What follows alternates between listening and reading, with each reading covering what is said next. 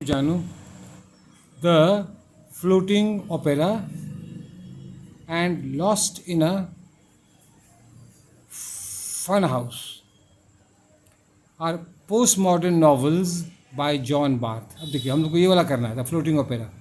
तो floating opera बना तो तैरता हुआ गीत का नाटक, माना मौज मस्ती का ये नाटक है, लेकिन अस्थिर नहीं है, ये चलते रहता है, अस्थिर नहीं है, ये सुख अस्थिर नहीं है. अब कहानी में पता चलेगा, ये फोकस इस पर करना है जॉन बार्थ के बारे. फिर से the floating opera and lost in a fun house are post modern novels by John Barth. अब post modern means the period after the second world war. Post modern नहीं होता है 1939 to 1945, ये date आपको याद रखना चाहिए. The floating opera has been called by the writer a nihilistic comedy. इसको क्या गया, निहिलिस्टिक कॉमेडी. कुछ कॉमेडी में है, कहानी में कुछ है ही नहीं. तो कहानी पढ़ने पता चलेगा. अब हम पेज 2 में आ रहे हैं. मेरा पन्ना विचित्र है, लेकिन हम क्या करें, हम लिखा हुआ है ना. चलिए अब पेज 2 में है. The literature of the post modern period has been described as the literature of exhaustion. और सेकेंड वर्ल्ड वॉर के बाद जो साहित्य जो है ना, तो थकान है, लड़ाई मार पीट से लोग थक गया एकदम. एग्जॉशन, थकान की कहानी. अब देखिए अब कहानी में सुना रहे हैं.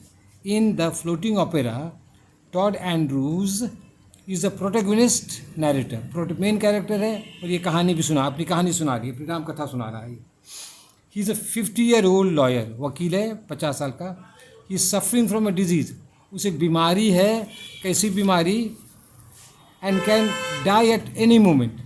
ऐसी बीमारी है किसी क्षण वो मर सकता है. He tries to forget his pain by an inquiry into his life.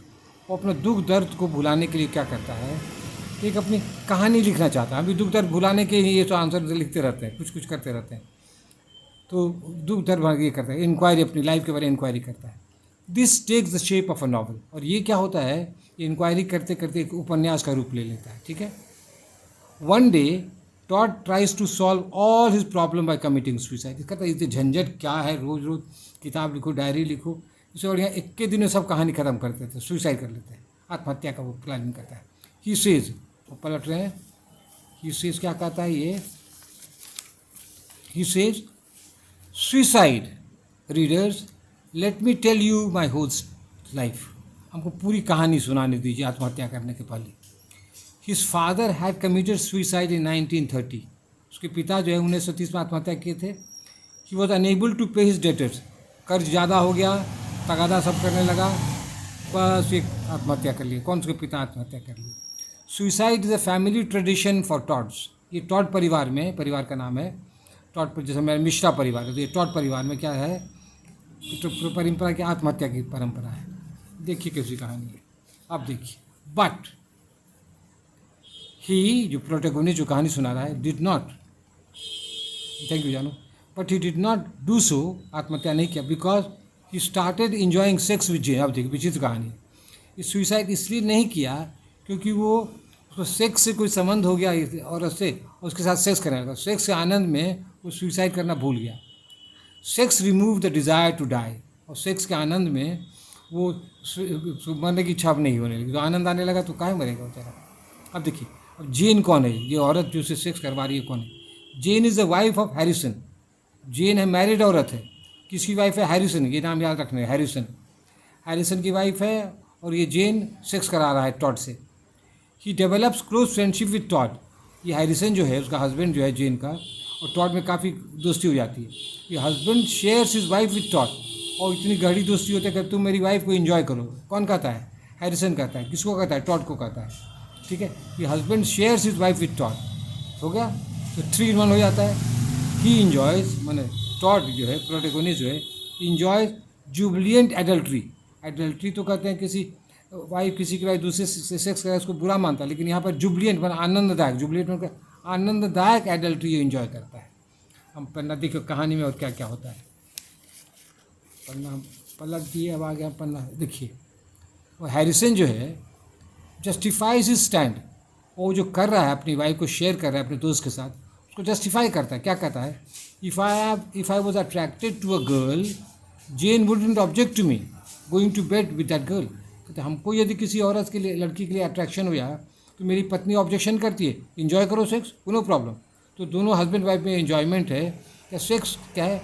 The separation of love from sex suits Todd. तो सेक्स एक चीज़ है और प्यार अलग चीज़ है। तो पत्नी को प्यार करता है लेकिन सेक्स किसी के साथ वो कर सकता है। इन लोगों का husband wife relation, it's like playing tennis just for fun and exercise. और सेक्स क्या है?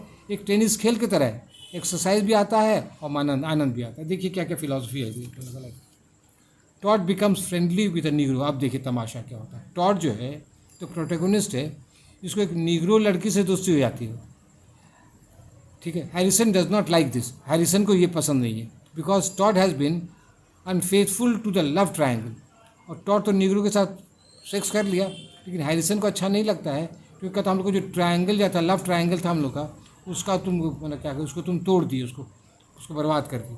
हैरिसन स्कोल्स टॉड हैरिसन जो टॉड को डांटता है, you have been unfaithful to Jane and me. Jane के प्रति मेरे प्रति तुम गद्दारी की हो। You have defied yourself and us in that black हंसी।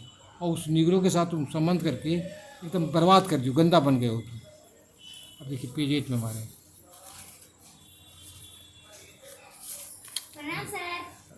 चलो बेटा ठीक है।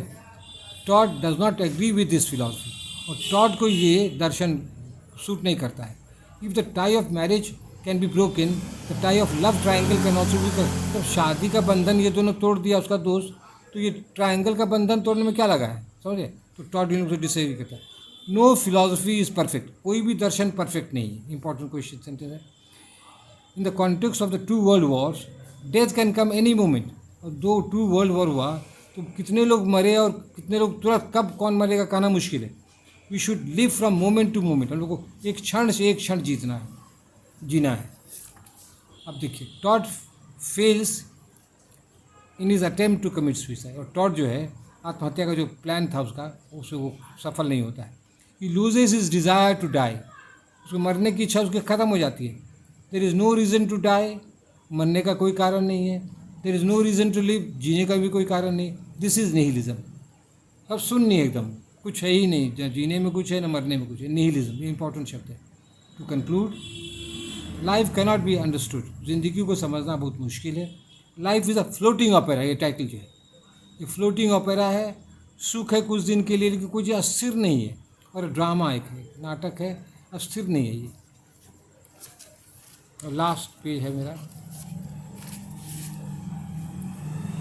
No lighthouse, there is no lighthouse to guide us. कोई रास्ता कोई दिखाने वाला कोई नहीं है ज़िंदगी में। इट्स लाइफ है। Writer does not criticise. वो आलोचना नहीं करता किसी का। यह सिंपथी फॉर टॉड। राइटर को टॉड के लिए भी सहानुभूति है। Who enjoys life although his disease can kill him any moment. वो इन्जॉय, वो तो कोई क्षण मर सकता है। और ये सब साफ तो किसी के साथ ये लागू हो सकता है, लेकिन वो अपना ज़िंदगी को आनंद से जीने की कोशिश करता है। That's all. Thank you.